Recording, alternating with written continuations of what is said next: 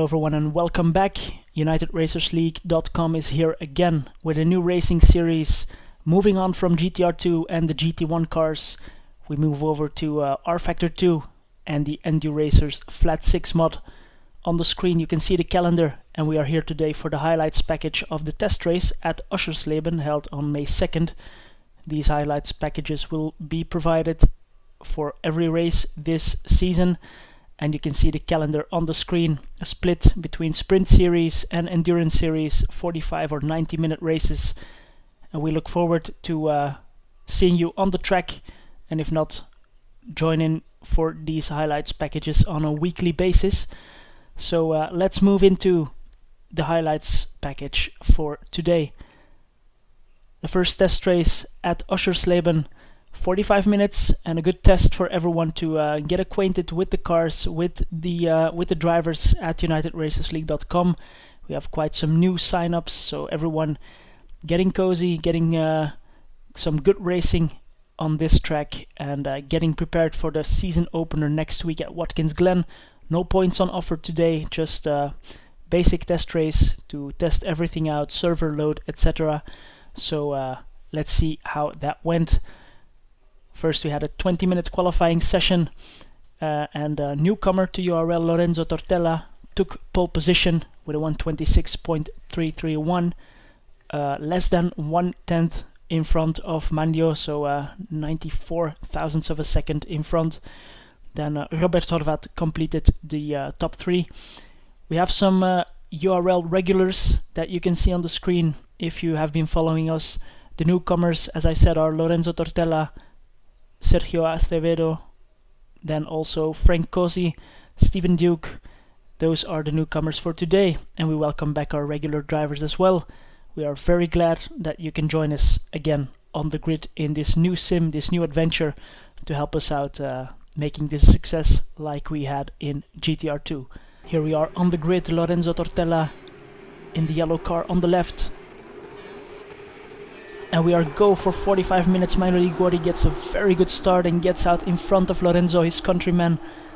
Let's see how we get through turn 1. Very tricky as always. Oh, 3 wide. Robert Horvat gets the worst of it together with Joona Karima, unfortunately, but they get going quickly. Still 3 wide there with Simon Fillingham.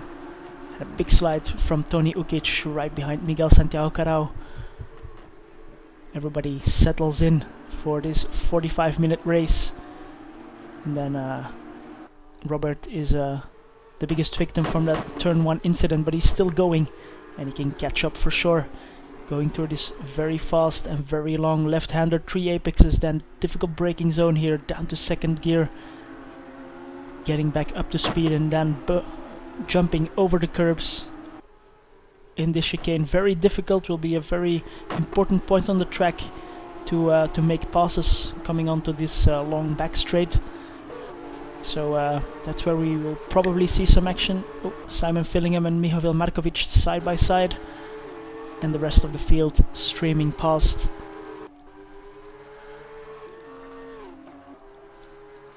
Milo Liguori in the Martini racing car, keeping his first position in front of Lorenzo Tortella and Peter Bacchus.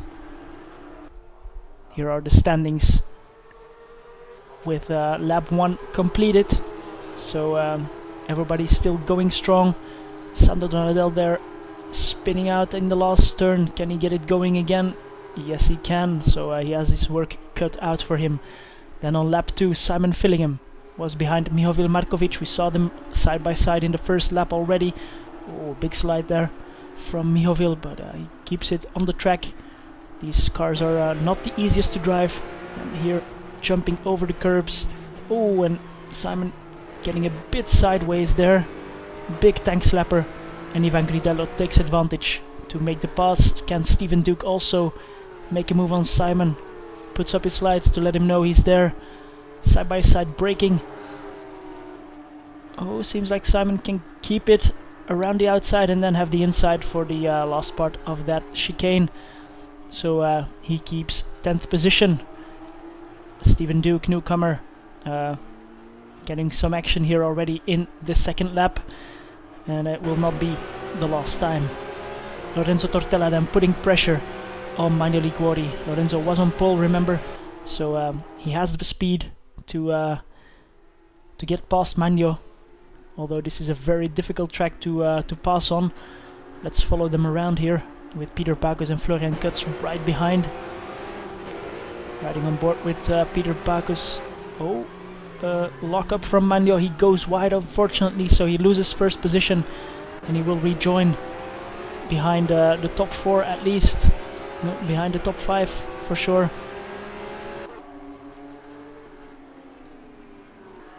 Then Sergio Acevedo promoted up to 4th after the problem of Magno. He's right on the tail of Florian Kutz in the Raging Racing car. Having a cheeky look there, but no pass is on for the moment. Here's the rest of the field streaming past, but we follow Sergio, following Florian for now, and Tony Ukic still behind Miguel Santiago Caru from the start. Again throwing the car around those bumps, and Miguel goes a bit wide just like Simon did, and that gives Tony already the opportunity to get past. So very close racing, any mistake gets punished. And then Sergio Acevedo just getting side by side with Florian after a bit of a slide. Those big curbs really upsetting the cars here. A lot of car control needed. Sergio and Florian absolutely side by side. Can Florian keep it on the inside just like Simon did? Yes, he can. But Sergio has a good exit there from the chicane. Cuts in front. Can Florian find a gap there on the apex? No, he can't, so he will have to settle for 4th position right now, and this gives Lorenzo Tortella and Peter Backus a bit of breathing space to open up the gap. And then here we see the field streaming past, and Manuel Liguori in the background going a bit wide in the left-hander and spinning it onto the gravel. Fortunately not into the wall, and he can rejoin the field just in front of Manuel Liguori. Then riding with Joona Karima, he was involved in the incident in turn 1 with Robert Horvat, and oh, big slide from Simon Fillingham. Can he keep it on the track? Yes, he can, but he will have to slot in behind Joona Karima, who gets up to P8, so good recovery so far from him. And we are not too far into the race. Then Sergio Acevedo could close the gap down to Peter Backus, while Lorenzo Tortella in front is eking out a gap. He has clean air, no battling. Oh, can Sergio go around the outside here in turn 2? That's a very brave move, but he can't. But he will have the undercut here. He's on the ideal racing line. Peter has the inside. Oh, and he does the same as Manuel, just locking up and losing some positions. Here's Ivan Gridello. Will he be able to get past Sergio? No. There he is, just in front. And these are the standings going into lap 10 of the race. Lorenzo Tortella in first, then Peter Backus, followed closely by Florian Kutz, who got promoted up to 3rd. Then Tony Ukic, Miguel Santiago Caru, Sergio Acevedo, Ivan Gridello, Joona Karima, Mihovil Markovic, Manuel Liguori, Robert Horvat in 11th, and Simon Fillingham, Stephen Duke, and Sando Donadel still running. Frank Cosi and Voje Dobrovic unfortunately had to retire from the race. Here's Frank still on the grass, and Voje losing connection to the server, unfortunately. So Sergio was very briefly in 2nd position, now got demoted back to 6th, right behind Miguel Santiago Caru. Again, he's side by side, just like with Florian Kutz before. Can Miguel keep it around the outside? It seems he can do the late braking. Can Sergio do the undercut? Miguel keeps the inside line and will be able to defend in the last turn. Bit of a lock up there from Sergio. So very close racing here. We already have more than 10 laps completed. So here we are on the next lap. Oh, that's Miguel making a slight mistake again after that quick chicane, and Sergio getting past, immediately defending and getting onto the ideal line, getting past for 5th position. Then the battle was on between Peter Bacchus and Florian Kutz, two URL regulars, behind Lorenzo Tortella, who could eke out his gap a little bit more. Oh, late move by Florian, but in these cars some paint trading is not forbidden, and he gets past with a move into the last corner. Can Peter get back at him immediately into turn 1? Florian goes defensive. Peter brakes quite late, goes a bit wide here, and then has to stay behind for now. So P3 for Peter Bacchus. Then Robert Horvat and Miguel Santiago Carao battling for 10th and 9th position. Robert, going around the outside. Yes, indeed, they both had a collision due to a lag problem on the server, due to people trying to rejoin. Side-by-side action here through the left-hander. A bit of paint trading, but no harm done. And can Robert... Yes, he's on the inside for the next right-hander, so he takes a position. P9 for Robert Horvat.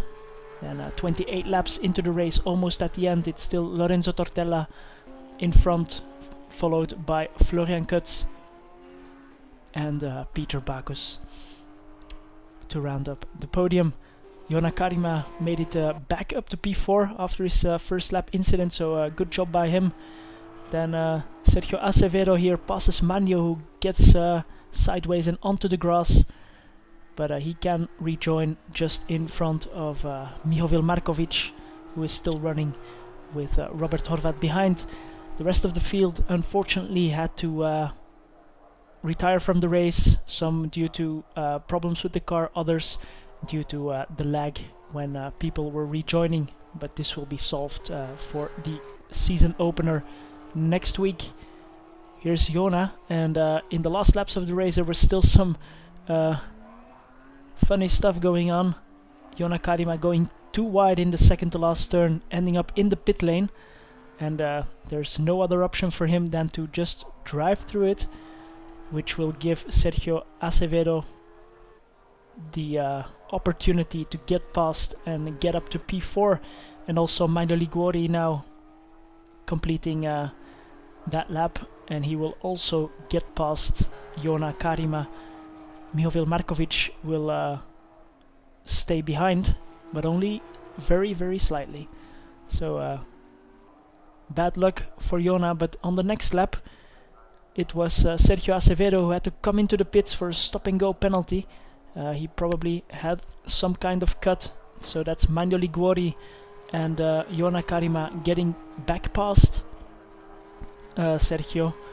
And then here we are to round up this race. Lorenzo Tortella lost the lead at the start, gained it back after a mistake by Mino Liguori, and then never gave it away while the other guys were battling behind him. He takes the win at this test race, and he's in good shape for the championship, so looking forward to see what he can do in this 6-round championship. Florian Kutz then completing or finishing in second position with Peter Bacchus right behind him, which was a hard-fought battle.